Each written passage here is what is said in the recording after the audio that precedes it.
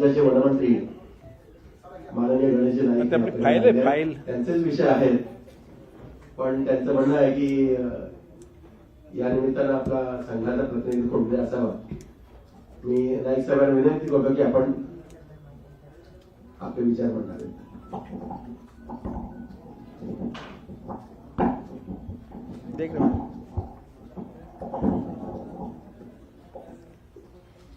सर्व पत्रकार बंधू भगिनींना पहिल्यांदा माझा नमस्कार.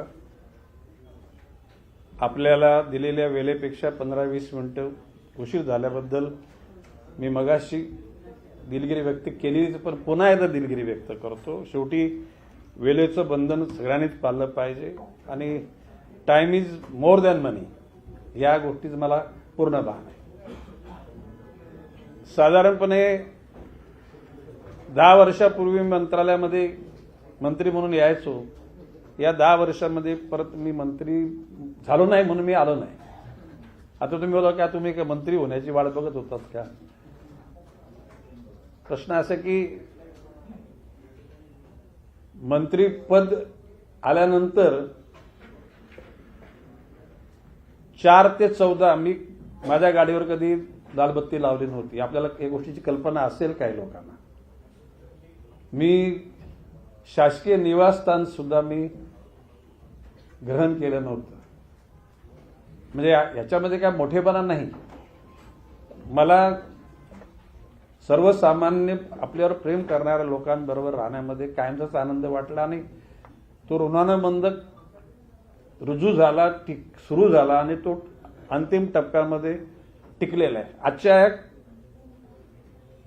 या मंत्रिमंडळामध्ये माझ्या इतका सिनियर म्हणजे वयाने मी senior I am the only. 4 वेळेला मंत्री झालेला सुद्धा मला वाटतं आता 48 तासाचे 45 तासाचे काही शपथविधी झाले असेल त्यात तो अपवाद सोडता पूर्ण टेन्युअर पूर्ण केलेला म्हणजे मीच आहे. आता सुदैवाने आपल्या सर्वांच्या प्रेमापोटी काही गोष्टी म्हणजे वन खात्याचा 2दा मंत्री झालेला मी मंत्री आहे. पर्यावरण खात्याचा 2दा झालेला मंत्री मी आहे. दारूबंदी खात्याची चर्चा कायम असायची, पण दारू कोणी नाही म्हटलं तरी स्टेट एक्साईज उत्पादन शुल्क खातं हे दारू पिण्याचं खातं आहे असं लोक विनोदाने म्हणतात. आणि त्या खात्याचा सुद्धा 10 वर्ष मंत्री म्हणून राहण्याचा म्हणजे जरी ते जनतेला न आवडलेलं जरी खातं असलं तरी सुद्धा ते माझ्या नशिबात आलं होतं आणि त्याच्यामध्ये आमूलाग्र बदल घडवला होता आणि त्याच्यात यश मिळालं होतं. परंतु दारू पाचता राज्य शासनाचा महसूल वाढवला ही कौतुकाच्या पेक्षा बदनामीची जास्त बाब आहे. आता तो मागचा इतिहास सोडून देऊया आपण. आता पुन्हा मी वन खात्याचा मंत्री झालेलो आहे. आपल्या माहिती करता सांगतो, मी आमदार होण्याच्या अगोदर कॉर्पोरेट फार्मिंग हा जो शब्द आहे तो फार उशिरा 2013-14 साली. परंतु मी ज्यावेळेला आमच्या MIDC आणि सिडकोकडे जागा गेल्या त्यावेळेला आमच्या सगळ्या कुटुंब नातेवाईकांच्या नावाच्या सगळ्या नावानं 500 एकराचा एक भूखंड आम्ही घेतला होता आणि त्यामध्ये साधारण 15,000 आंब्याची झाडं लावली होती. ती बाब होती 1992. ह्या जागा घेतल्या 88 मध्ये. म्हणजे आमदार झाल्यानंतर काय म्हणजे ठोक कमाई केली अशा प्रकारचा कोणी आरोप करू शकत नाही. आणि मंत्री झाल्यानंतर गणेश नाईकांनी वनमंत्री म्हणून झाडं लावली असा प्रकार. मी 92 साली 15 आणि आता ती संख्या साधारण 25,000 आंब्याची झाडं आहेत, ज्याच्यामध्ये फणस, काजू, कोकम, आवला वगैरे झाडं मिळून साधारणपणे ती संख्या 50,000 झाडं आणि अतिशय ग्रोथ आहे. काही माझे मित्र जेव्हा तिथून आपल्या मुक्कामी चॉपरमध्ये जातात ते बोलतात की तुमची जागा ही जंगल वाटते आणि जंगल हे बॅरन लँड वाटते. मी का तुम्हा सर्व पत्रकार बंधूंना 10च्या टप्प्यामध्ये तुम्ही आमच्या शेतावर यावं अशा प्रकारचं आमंत्रण करतो. आमच्या शेतामध्ये बिबटे येतात. कुठे? शेतामध्ये. त्याचे क्लिप्स करत त्याला स्पॉट त्या ठिकाणी कॅमेरे लावलेले आहेत, त्याच्यामुळे कुठलीही सजीव प्राण्याची हालचाल दिसल्यानंतर तिथे लाईट पेटते, आवाज येतो आणि त्याची चित्र पण पकडले जातात आणि त्याची फिल्म पण येते. तर निसर्गाच्या मध्ये रममाण होणारा मी, शेवटी राजकारणामध्ये माणूस खरा बदनाम असतो आणि काही वेळेला बदनाम केलेला पण असतो. आता जर आपण बारकाईने बघितलं तर पूर्वीच्या कालखंडामध्ये विरोधकांच्याकडे जर एखादी चुकीची गोष्ट असेल, सत्ताधारी त्यांना ती चूक दुरुस्त करायला मदत करायची. ही I am the witness for it. मी तुम्हाला खाजगीत उदाहरण पण सांगेन. आणि सत्ताधीशांच्या काही चुका झाल्या तर विरोधक सुद्धा मदत करायचे. बिलो द बेल्ट म्हणजे कमरेच्या खालचं जे आता आजचं संपूर्ण राजकारण आहे त्याला कुठलाही पक्ष अपवाद नाही. हे मी गांभीर्यानं बोलतो. म्हणजे सत्ताधारी पण आणि विरोधकांमध्ये सुद्धा काही घटक सगळेच त्या तशा म्हणजे वक्तव्य करणारे आहेत असं म्हणा. परंतु 19-20 जर पकडलं तर प्रत्येक पक्षामध्ये अशा प्रवृत्तीची लोक आहेत आणि राजकारणाचा दर्जा हा घसरलेला आहे. हे तर मी बोलण्यापेक्षा तुम्हीच टीव्हीवर जास्त दाखवतात. टीव्हीवाले दाखवतात, वृत्तपत्राचे अग्रलेख पण येतात, स्पेशल म्हणजे लेख लिहून सुद्धा त्या गोष्टी अधोरेखित केल्या जातात. माझं एवढंच म्हणणं की मी खरं म्हणजे मी राजकारणात चुकून आलेला माणूस आहे. आता तुम्ही बोला की मी राजकारणात चुकून आलो तर दुरुस्त का नाही केली असं तुम्ही बोलू शकाल. परंतु एखाद्या गोष्टीची छंद लागल्यानंतर तो माणूस त्याच्यात रममाण होतो. तशातला मी रममाण झालेला आहे. म्हणजे माझ्या आयुष्याची जर मी वाटचाल केली तर वयाच्या 21व्या वर्षी मी जिल्हा परिषदला उभा राहिलो होतो. काँग्रेसचे उमेदवार माझ्या सख्खे मावस भाऊ, त्यावेळेला मला 150 मतांनी पराभव झाला होता.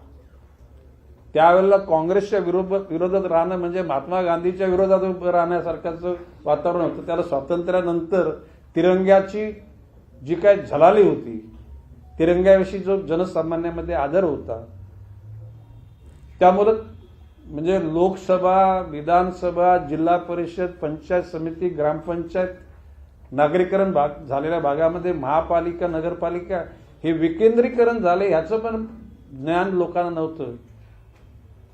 आणि अनफॉर्च्युनेटली किंवा फॉर्च्युनेटली माझे काका सरपंच नॉनस्टॉप म्हणजे आमच्या बनकुडे गाव, ज्या गावचा मी रहिवासी आहे, त्या गावामध्ये नाईक कुटुंबापैकी कोण ते शिवाय दुसऱ्या कोणाला प्रतिनिधीच आजवर करू शकला नाही.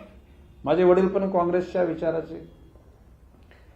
21व्या वर्षी ज्याला शिवसेनेमध्ये होतो आणि जे मला ओळखतात त्या सगळ्यांना माहिती आहे बघ, गणेश नाईक म्हणजे तसं मी 16 वर्षापासून शिवसेनेत होतो. म्हणजे 66 साली शिवसेना स्थापन झाली तेव्हापासून. म्हणजे तर मी म्हटलं तर ठाणे जिल्ह्याचा पहिला जिल्हा प्रमुख मोजा जोशी, दुसरे आताच ज्यांचं निधन झालं ते सतीश प्रधान, नंतर शाबीर शेख, चौथा मी, माझ्यानंतर 5वे आनंद दिघे, 6वे रघुनाथ मोरे. आता याच्या पुढचे मी सांगायची म्हणून तुम्हाला गरज वाटत नाही. ओके. तर हा असा क्रम. पण त्यावेळेला मुंबईमध्ये राहणाऱ्या शिवसैनिकाच्या निदर्शनास आलं की विदर्भामध्ये एका शिवसैनिकावर हल्ला झालाय तर आपल्या कुटुंबाच्या सदस्यावर हल्ला झाला, अशा प्रकारचं वातावरण इतकी कनेक्टिव्हिटी, इतकी म्हणजे भावना इतक्या घडत आता ते नाही राहिलं. म्हणजे ते आता म्हणजे शिवसेनेत कशाला कुठल्याच पक्षात नाही राहिला. म्हणजे आता शिवसेनेच्या 2 शिवसेना झाल्या, राष्ट्रवादी 2 राष्ट्रवादी झाले, काँग्रेसचे पण तसं म्हणजे राष्ट्रवादी काँग्रेस म्हणजे तसं बघायचं ते म्हणजे काँग्रेसच होते. तर अशा ह्या ओघवत्या राजकारणामध्ये पहिल्यांदा मी शिवसेनेमध्ये मगाशी म्हटल्याप्रमाणे जिल्हा परिषदला पराभव 77 साली आणीबाणी उठल्यानंतर जसे इंदिरा गांधींच्या नावाने दगडाला उभा केलं तरी सुद्धा तो आमदार खासदार व्हायचा हे तुम्ही ऐकलेलं ना. तशाच प्रकारचे त्यावेळेला जयप्रकाश नारायणच्या मुवमेंटमध्ये जे उभे राहिले ते खासदार झाले. परंतु लोकसभेला जरी तो बदल घडला तरी विधानसभेला तो बदल घडला नाही. त्यावेळेला काँग्रेस सगळे सतर्क झाले आणि पुन्हा काँग्रेसचं राज्य तिथं टिकलंच. ग्रामीण भागामध्ये काँग्रेसला प्राबल्य मिळालं, पण त्याला 77 साली मी उभा राहिलो 13,000 मताने मी परत पराभूत. जनता पक्ष गौतम प्रसाद भोईर नावाचे एक जंटलमन, अतिशय म्हणजे ज्याला आपण गांधी विचारसरणी म्हणा किंवा शबनम बॅग गळ्यात घातलेले अतिशय समाजसेवेला वाहिलेले गौतम प्रसाद भोईर त्यात आमदार झाले. त्यानंतरच्या कालखंडात शिवसेनेने काँग्रेसला सपोर्ट केला. 77 म्हणजे आणीबाणीनंतर बाळासाहेबांची आणि इंदिराजींची एअरपोर्टला एक बैठक झाली होती. त्या वेळेला बाळासाहेबांनी काँग्रेसच्या त्या सगळ्या भूमिकेला पाठिंबा दर्शवला होता. पुन्हा मग 85 साली ज्याला परत निवडणुका झाल्या त्याला मी परत उभा राहिलो. त्यावेळेला उत्तर परिसर मिलिंद मेरा माहिती आहे, उत्तर परिसर हा ख्रिश्चन लोकांचा प्रभावित असलेला परिसर, मुंब्रा हा मुसलमान लोकांचा प्रभावित असलेला परिसर, आणि तिकडचा जो लीड होता तो तोडता तोडता आमच्या नवी मुंबईतला शेवटचं गाव दिवाला गाव 1800 मतं कमी पडली आणि तिथली गावं पण संपली.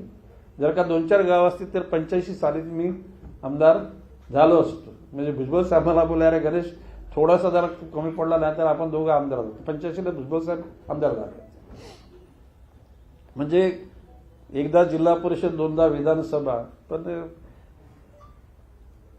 आपण उतरलो होतो ते खचून जाण्याकरता किंवा दसकून जाण्याकरता उतरत नव्हतं. पण 90 साली परत जनतेनं मला 30,000 मतांनी निवडून दिलं. 95 साली तर मला मतं पडली 2,19,000 आणि समोरच्याला पडली 1,09,000. म्हणजे जवळजवळ 1,10,000 मतांचा लीड होता. म्हणजे शिवसेनेमध्ये सुद्धा मी 1,00,000 मतापेक्षा जास्त निवडून आलो. आता शिवसेनेमधून निघण्याची परिस्थिती निर्माण झाली, पण त्याच्यानंतर सुद्धा बाळासाहेबांनी मला परत येण्याचं आवाहन केलं तर मी नाही गेलो. आता त्याच्याविषयी कधी डिटेलमध्ये कधी बोलेन मी. नंतर मग आम्ही माननीय शरदचंद्र पवार साहेबांच्या राष्ट्रवादीमध्ये आलो. आणि ज्याला गणेश नाईक शिवसेनेत होता त्याला महापालिका शिवसेनेकडे, ज्याला राष्ट्रवादीकडे आलं त्याला म्हणजे महापालिका राष्ट्रवादीकडे, आणि भाजपमध्ये आल्यानंतर भाजपकडे. राष्ट्रवादीमध्ये आल्यानंतर सुद्धा 99 साली मी मागे उच्चार केला तर काही लोकांनी चिटिंग करून मला हरवलं होतं. त्याच्यात काही लोकांनी बाऊ केला होता. नलिंदी कल्पना आहे तुला ना? परवीन तुला पण कल्पना आहे. पहिल्या राऊंडला मी 7,500 मतांनी लीडवर होतो. 5 राऊंडमध्ये 35,000 मतं पडतील असं मला समजलं होतं. परंतु मॅनिप्युलेशन करून त्याला मला पराभूत केलं 1800 मतांनी. आणि मी तुम्हाला विनम्रपणे सांगतो, मी परत पुनरुच्चार करतो त्या प्रक्रियेमध्ये, कारण मी माझ्या आयुष्यात कधी दगाबाजीचं राजकारण, समाजकारण केलेलं नाही, व्यवहार पण केलेला नाही. त्या प्रक्रियेमध्ये असलेला एकही घटक भविष्यकालामध्ये जीवन जगण्याकरता जिवंतच राहिला नाही, सगळे स्वर्गस्थ झाले. मग मी मला म्हणलं काय ते म्हणलं, त्यांच्या सगळ्या आत्म्यांना चिरशांती दे परमेश्वरा, तुझ्या सानिध्यात ठेवताना, जे कोण घटक होते त्यांना. त्याचा राग लोकांनी काढला. 2004 साली मला 3.25 लाख मतं पडली. किती? विधानसभेला भारताच्या इतिहासामध्ये 3.25 लाख मतं मिळवणारा आमदार एकमेव गणेश नाईक. तुम्ही वेबसाईटवर जा आपल्या असेंब्लीच्या, त्यावेळेला सुद्धा मला 1,18,000चा लीड मिळाला होता. आता प्रश्न असं तुम्ही असं मनातल्या हा नुसता पक्ष बदलूय, शिवसेना सोडली, परत आता राष्ट्रवादी सोडली. आमच्या शहराच्या भवितव्य करता वाटेल ते करायला माझी तयारी. म्हणजे राजकारण महत्वाचं नाही. आमच्या शहराच्या जनतेच्या भावनांची कदर ज्या पक्षाला नसेल त्या पक्षाला सोडून आम्ही आमचा मार्ग बदलणार. सुदैवाने आज देवेंद्रजी फडणवीस यांनी स्पष्ट सांगितलं की नाही साहेब, या शहराकरता जे जे काय तुम्हाला वाटतं ते तुम्ही सगळं पुटअप करा, त्या सर्व बाबी आपण करून घेऊ. आणि नवी मुंबईला बाहेरून पैसा आणण्याची गरज नाही. नवी मुंबई ही शहर एक सामर्थ्यवान लोकांचं शहर आहे. 2000ला संजू नाईक ज्याला प्रथम दुसऱ्यांदा महापौर झाले त्याला आम्ही सांगितलं 20 वर्ष या शहरात घरपट्टी पाणीपट्टी वाढणार नाही. अजूनपर्यंत वाढवू दिलेली नाही. अपवादात्मक हे शहर आहे की या शहरात घरपट्टी पाणीपट्टी वाढलेली नाही. आज नवी मुंबईतला सिनियर सिटीजन NMTच्या बसमध्ये फ्री फिरतो. मी विनोदाने म्हणतो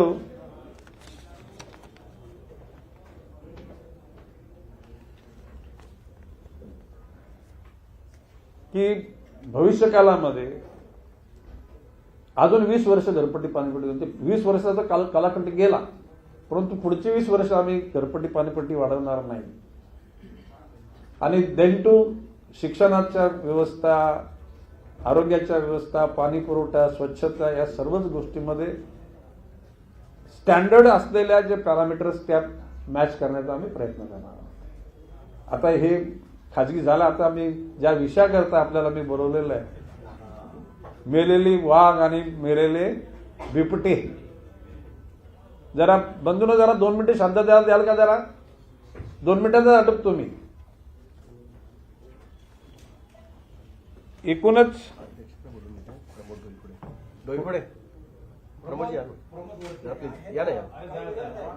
अरे या नाही बाबू, या नाही, तुमची वाट बघत होतो आम्ही. अरे नाही, हरकत नाही, चालते, होतं असं. तर जेवणच्या वेटरने सुद्धा जेवण उशीर आणला असेल म्हणून उशीर झाला. तुमची वाट बघून दादा जेवायला गेलो. अभिनंदन. मी ठेवतो.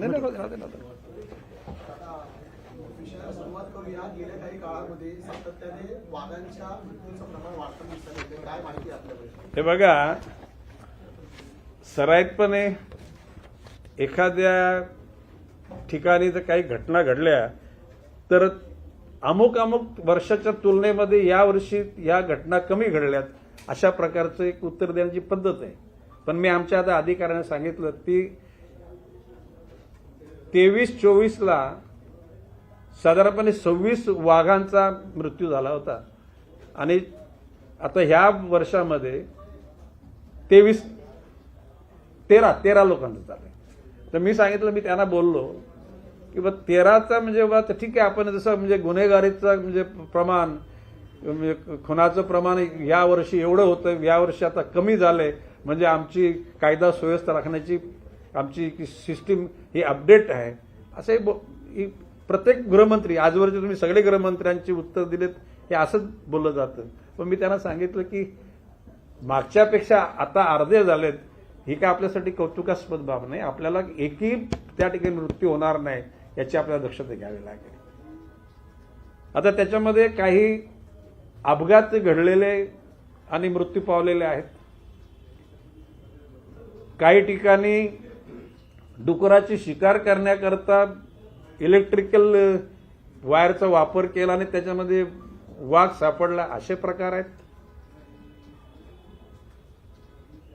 काही ठिकाणी आपल्या एरिया एकूण पक्क्या करण्याच्या करता 2 वाघांमध्ये झालेल्या झुंजीमध्ये मृत्यू आलेला आहे.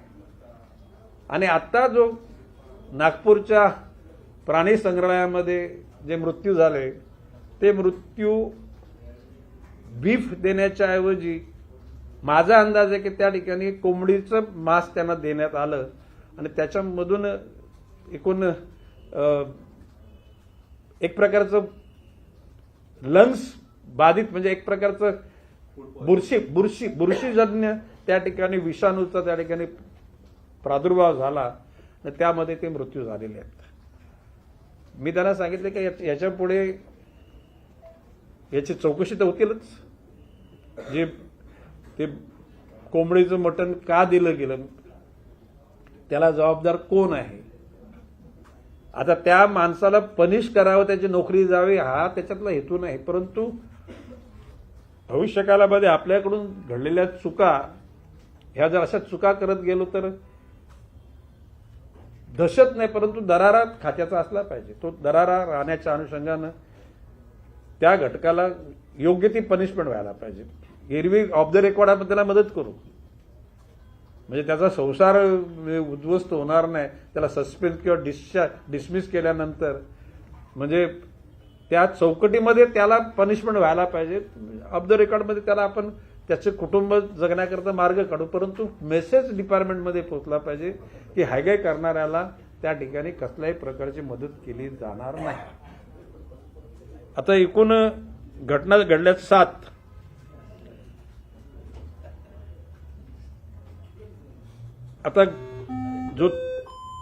आता आजची पण एक घटना घडलेली आहे. आज पण एक घटना घडलेली आहे. एका वाघाचा मृत्यू झालेला आहे आणि वन खात्याचे संबंधित अधिकारी तिकडे गेलेले आहेत आणि ते त्या ठिकाणी अहवाल पाठवणार. आता ही माहिती मी सांगितली. याच्या व्यतिरिक्त आपल्याला काय प्रश्न विचारायचे असेल तर विचारा. आपल्या शंकांचं निरसन करण्याचा मी प्रामाणिकपणे प्रयत्न करतो. तुमच्या ब्रीफिंगमध्ये बीफच्या ऐवजी कोंबडीचं जे मटण दिलेलं आहे ते नेमकं काय, म्हणजे त्याच्या ब्रीफिंगमध्ये काय तुम्हाला नाही बाब अशी त्या जिथून हे वाघ आणले गेले तिथे राहिलेल्या दुसऱ्या म्हणजे प्राण्यांना कसला त्रास झालेला नाही. याच्या बाजूला दुसरा कंपार्टमेंटमध्ये आहे त्या लोकांना सुद्धा त्रास झाला. ह्याच फक्त 2 बिबटे आणि 1 लेपर्ड, म्हणजे याला आपण 1 बिबटे आणि 2 वाघ यांनाच त्याचा प्रादुर्भाव झाला. संपूर्ण त्याची आता लॅबचा अजून रिपोर्ट येणं बाकी आहे. आणि मी ह्या मतापर्यंत आलो की चुकीच्या पद्धतीचं दिलेलं त्यांना खाद्य हेच या गोष्टीला कारण ठरलेलं आहे. आता अंतिम अहवाल आल्यानंतर त्याच्यावर कारवाई केली जाईल. ज्या वाघाची शिकार झालेली आहे, कारण अवयव काढून नेलेले आहेत एका ठिकाणी त्या केसमध्ये, त्याच्या संदर्भात काही डिटेल्स आहेत का? हो, बाब अशी आहे,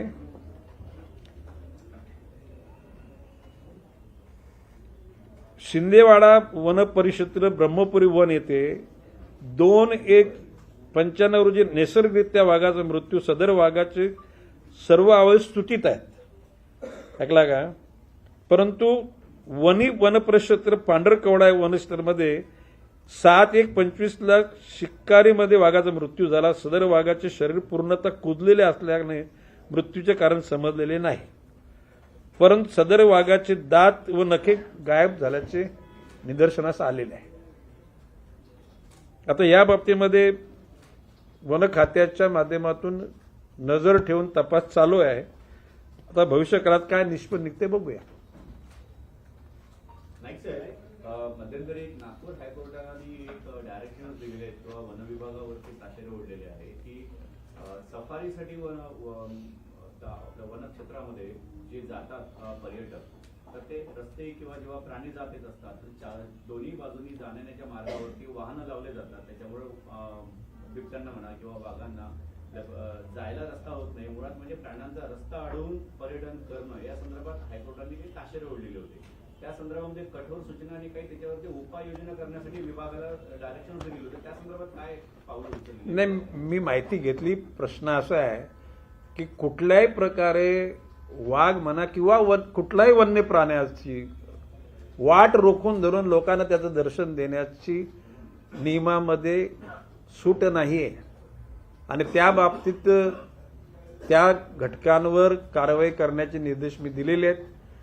आता त्यांचं म्हणणं असं की काही लोकांचं की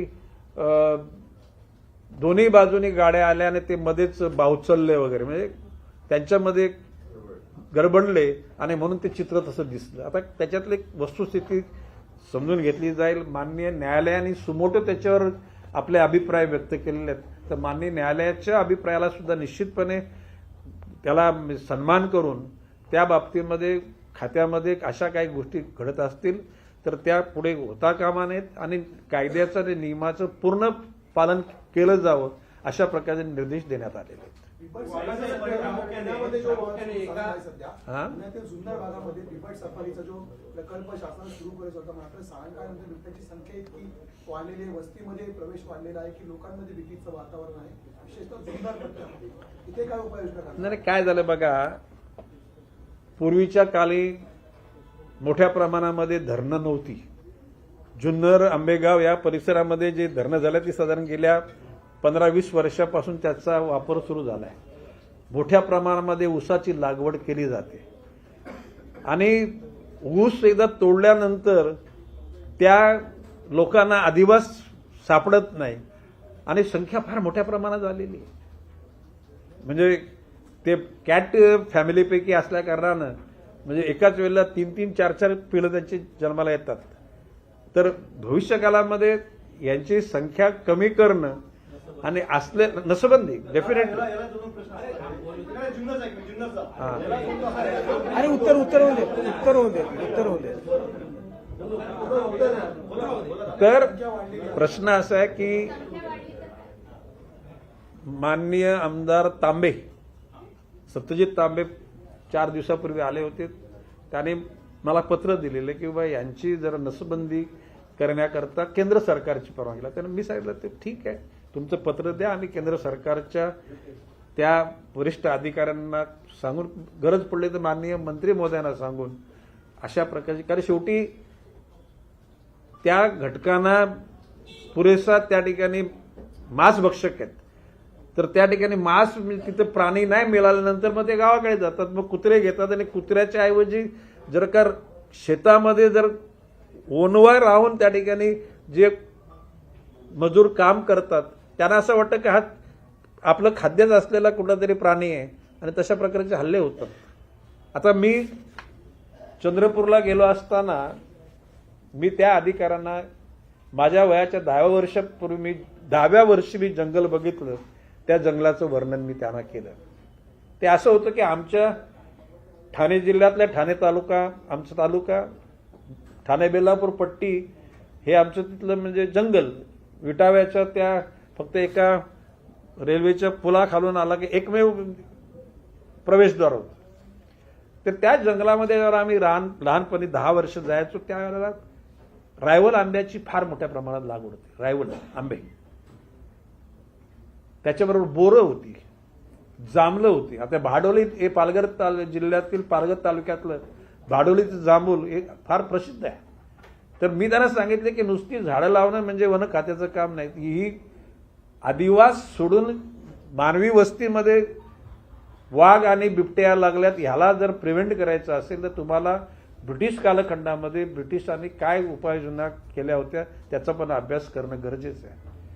तर त्यावेळेला बोरीची झाडं, ज्याला म्हणजे तेंदूपत्ता म्हणतात, त्याला आमच्या इकडच्या कोकणी भाषेत टेंबरीची झाडं म्हणतात, टेंबोर्णी.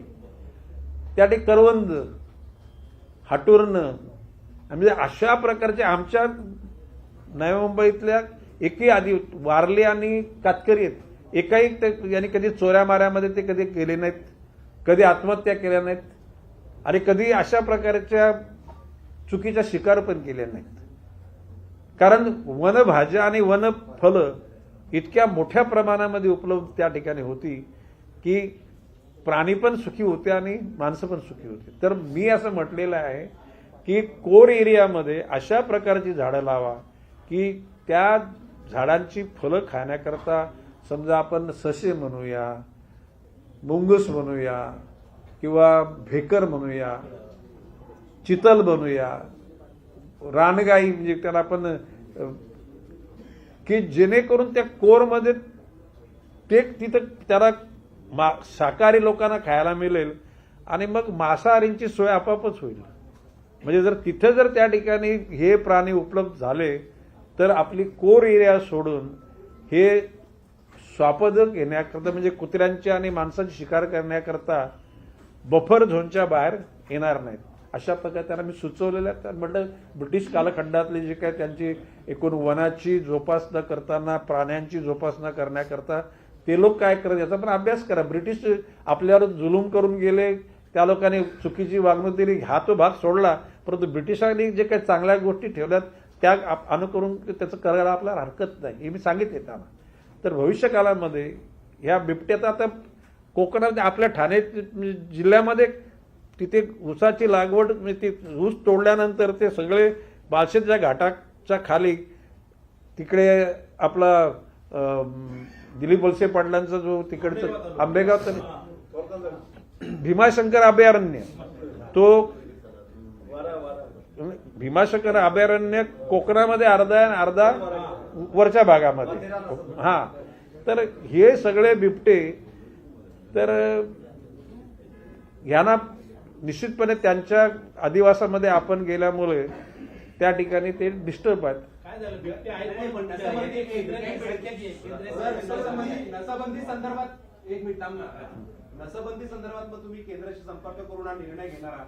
आता 3 दिवसापूर्वी मला पत्र आले, ते पत्र मी थ्रू प्रॉपर चॅनल केंद्राच्या परवानगीकरता पाठवण्याचं आदेशित केलेलं आहे आणि गरज पडली तर माननीय केंद्रीय मंत्री मोदयांची सुद्धा भेट घेऊ. राज्य सरकारच्या संदर्भातली भूमिका पॉझिटिव्ह आहे. नाही, डेफिनेटली. आता प्रश्न असा आहे की खरोखर एखादी गोष्ट जर त्रासदायक ठरत असेल, त्याला उपाय जर त्या ठिकाणी कोणी सुचवत असेल तर त्या उपायाच्या अनुषंगानं आपण त्याला पाठिंबा दिला पाहिजे. साहेब, मी त्याच भागात राहतो, तर आम्ही अनेकदा पिंजरे लावण्याची मागणी करतो, पण पिंजरे 2 दिवस लावतात आणि लोक घेऊन जातात.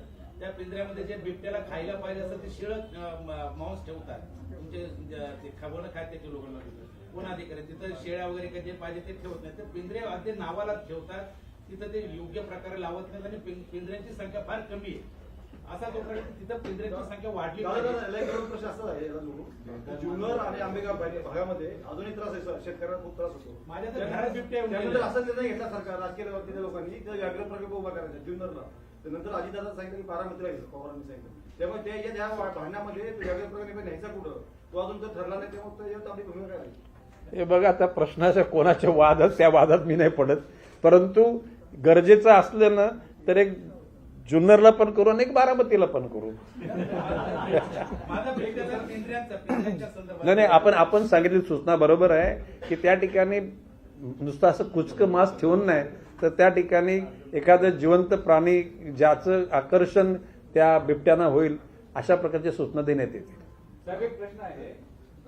काही चुकीच्या काळामध्ये वन्यप्राणी आणि शेतकऱ्यांच्या मधला संघर्ष मोठा तीव्र होतो. त्याच्यामध्ये काही शेतकऱ्यांचे बळी जातात आणि शेतीचं मोठं नुकसान होतं. आता हे त्याच्यामध्ये गवे आहेत, गायी आहेत, हत्ती आहेत आणि माकडा सुद्धा मोठा हे आहे. तर या संदर्भात काही असा वन विभाग असा काही आराखडा तयार करणार आहे. उदरवशीचा ही अडचण असते, त्याच्या संदर्भात भरपाईच्या अद्याप जी मिळते ती कमी आहे. या संदर्भात वन विभाग काही गांभीर्याने विचार करणार आहे? नाही, बघा आता 25 वर्षापूर्वी वनाच्या समस्यानं, वनाच्या अडचणी ह्या वेगळ्या होत्या. आता मी चार्ज घेऊन काहीतरी म्हटलं काहीतरी 15-20 दिवस झालेत. आता त्या अनुषंगाने आता आजच संध्याकाळी बैठक बोलवलेली आहे मी. आता या वाघाच्या म्हणजे जे प्राणीशी कनेक्टेड अधिकाऱ्यांची मीटिंग झाली. आता परवा यशवंतराव प्रतिष्ठानमध्ये RFO लेवलच्या सर्व अधिकाऱ्यांना बोलवले, टॉप टू बॉटम, आणि त्यांच्याकडून माहिती. आता मिलिंद लिमेंच्या गावाकडे ते गावाला जातात कधीतरी, तर शेतातलं तर यांच्याकडे कौलं उघडून शिजवलेलं अन्न सुद्धा म्हणजे घेऊन जातात वानर आणि माकडं. ओके, तर मी ती बाब निदर्शन आणून दिली की बा आता अशा प्रकारचे वानर बाहेर नेणारे काही जादूगार आहेत.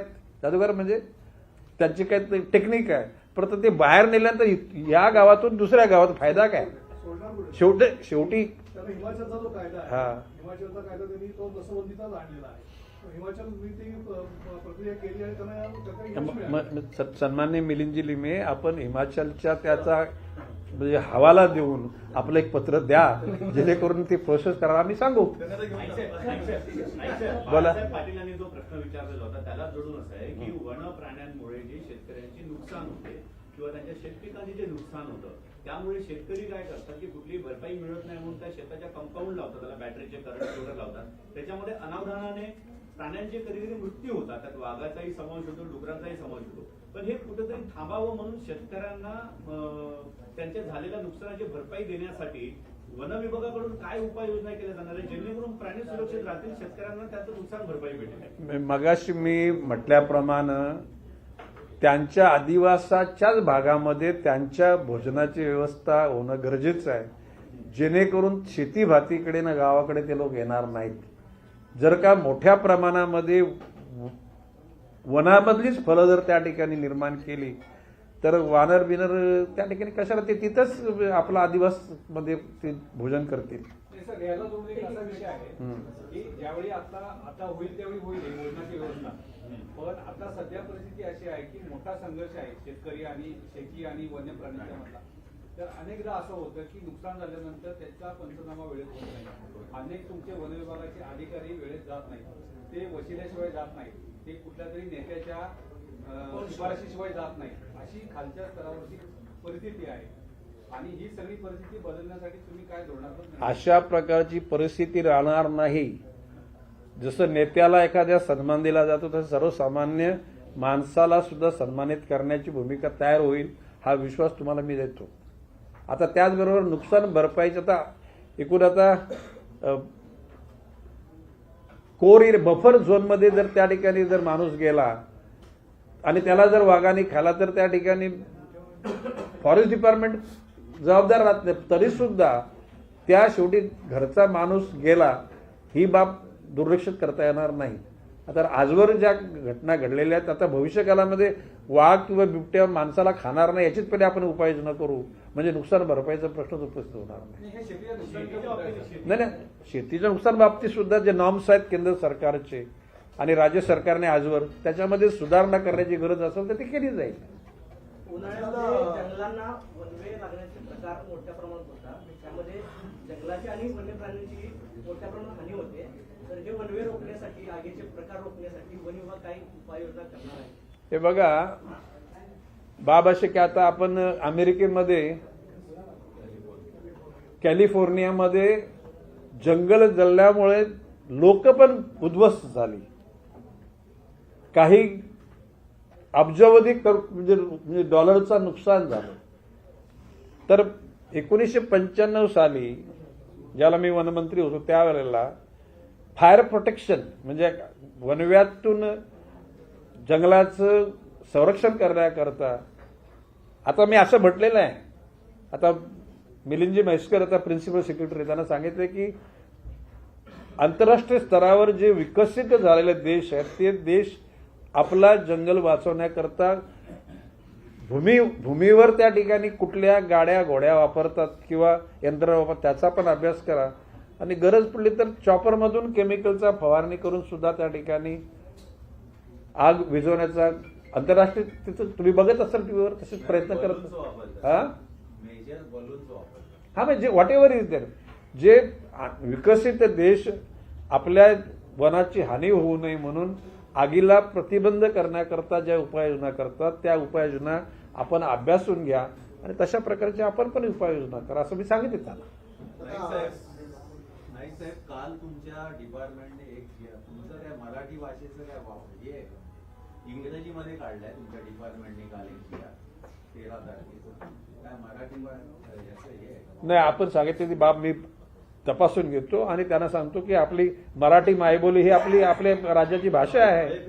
मराठीला डावलून दुसऱ्या भाषेचा आम्ही लाड करणार नाही. सगळे साऊथ इंडियन अधिकारी असल्यामुळे नाही गोष्ट तुम्ही सांगितलं की अनेक जण माझ्या म्हणजे तुमची जी 500 एकरची जमीन आहे पूर्णपणे विकसित केलेली लागवड केली, तशा पद्धतीने पूर्ण महाराष्ट्रामध्ये अनेक ठिकाणी आपण बघतो की वन विभागाच्या जेवढ्या जमिनी आहेत त्या मोठ्या प्रमाणात वृक्षतोड वगैरे झालेली आहे. त्या जमिनीवर इंडो तिबेटियन वगैरे अशा सुगंध समित्या वगैरे तुम्ही स्थापन करून रोपण करण्याचा जो प्रयत्न आहे, तशा अनेक सामाजिक त्या ज्या लोकल त्या आदिवासी असतील किंवा त्या लोकल संस्था असतील अशांना वनजमिनी देणार आहात का? हे बघा 1995 साली ज्याला मी मंत्री झालो त्यावेळेला ज्ञानेश्वर मुळे आपल्या देशाचे तिथे अँबेसेडर होते कुठे जपानमध्ये आणि जपानमधल्या सुमोटोमो कॉर्पोरेशन बरोबर त्यांनी माझी मीटिंग लावली होती कुठे टोकियोमध्ये. त्यावेळेला माझ्या मनात असं होतं की FDCM फॉरेस्ट डेव्हलपमेंट कॉर्पोरेशन आणि सुमोटोमो कॉर्पोरेशन यांच्यामध्ये एक करार व्हावा आणि जी आपली बॅरन लँड आहे ती जागा त्यांना देऊन इन्व्हेस्टमेंट म्हणजे मनी इन्व्हेस्टमेंट त्यांची, टेक्निकल इन्व्हेस्टमेंट त्यांची, मशिनरी त्यांची, किंबहुना आपल्या इथल्या लोकांना ट्रेनिंग देऊन त्यावेळेला मी त्यांना सुचवलं होतं रिजनल फ्रुट्स आणि सीझनल फ्रुट्स म्हणजे प्रामुख्याने कोकणामध्ये आंबा. आता तर आंबा अल्ट्रा हाय डेन्सिटीची एक पद्धत आलेली आहे. 8-8 फुटावर आंब्याची झाडं लावतात आणि 10 फुटाच्या आतमध्येच ती आणि 4-4थ्या वर्षी फलं येतात. मी मिलिंदजी म्हैसकरांना सांगितले की सुमोटोमो कॉर्पोरेशनशी त्यावेळेला जो प्रस्ताव मी पाठवला होता तो आपल्याकडे दप्तरी आहे का बघा. त्याच्यात फक्त फिगर्स बदलले असतील परंतु थेरी तीच राहील की कोकणामध्ये आंब्यावर प्रक्रिया करून त्याचा पल्प तयार करून त्याचं कॅनिंग म्हणजे मँगो पल्प कॅनिंगमध्ये म्हणजे तुमच्या डब्यामध्ये, पश्चिम महाराष्ट्रामध्ये ग्रेप आणि प्रोमोगॅनेट म्हणजे डाळिंब याचा ज्यूस आणि विदर्भामध्ये ऑरेंज. नफ्यामध्ये 51% एफडीसीएम, 49% त्या कॉर्पोरेशन खर्च वजा जाता आलेल्या नफ्यामध्ये. अशा प्रकारचा त्याला प्रयोग मी केला होता. त्याच्यानंतर मी मंत्रिमंडळात राहिलो नाही म्हणून तो काय मी कंटिन्यू करू शकलो नाही. परंतु आता या वेळेला अशा अनेक कॉर्पोरेशन येतील की आज मलेशिया हा एकटाच आपल्या एशियामध्ये पल्प पुरवणारा देश आहे. जर का उद्याला त्या ठिकाणी जर का राहिले तुम्ही म्हटल्याप्रमाणे ज्या बॅरन लँड आहेत त्या ठिकाणी त्यांनी म्हणजे विदर्भामध्ये बल्लारपूर पेपर आहे. हं?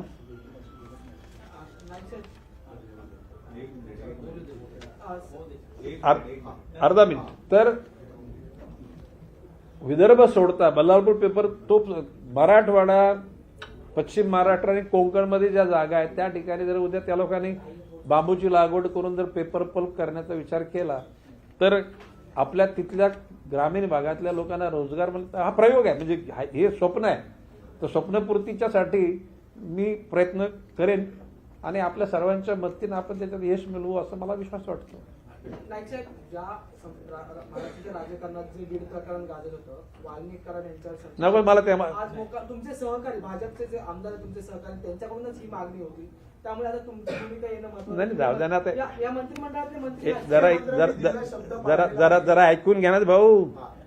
जरा नवी मुंबईमध्ये तिकडे असतात, नाईक साहेब जिकडे असतात तिकडे नगरपालिकेची सत्ता येते.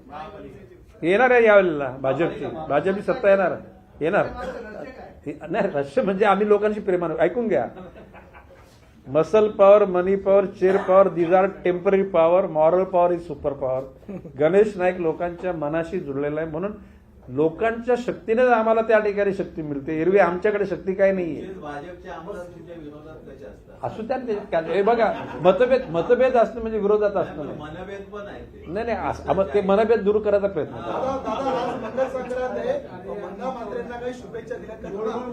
नाही. हे बघा मी स्वप्नात सुद्धा दुसऱ्याच्या वाईटाचा विचार करत नाही. ओके, कोणाच्या आहे. आता ज्याला मी असं म्हटलं तर की ज्याला आपण शपथ घेताना ममत्व भावाने काय आकस न बाळगता त्या विरोधाला अनुलक्षून आपण त्या ठिकाणी तर बाब अशी आहे प्रत्येक पक्षाला प्रवक्ते असतात. It is not required a person who is member of party he should reply every question. Okay, प्रत्येक घटकाने ते उत्तर द्यायचे. आमचे प्रवक्त्याने उत्तर दिलेलं आहे. नाही सो व्हॉट कॅबिनेटच्या बघा बाब अशी आहे की त्या खात्याचा मंत्री तिथे उत्तर देतो दॅट इज सफिशियंट. त्या प्रत्येकाला तुम्ही प्रश्न विचार. हे बघा कायदा सुव्यवस्था न्याय निवाडा सर्वांसाठी समान असला पाहिजे या मताचे आम्ही आहोत. परंतु कोणी काय निर्णय घ्यावा कसा कोणाला काय ट्रीट करावं हा ते त्या सिस्टीम.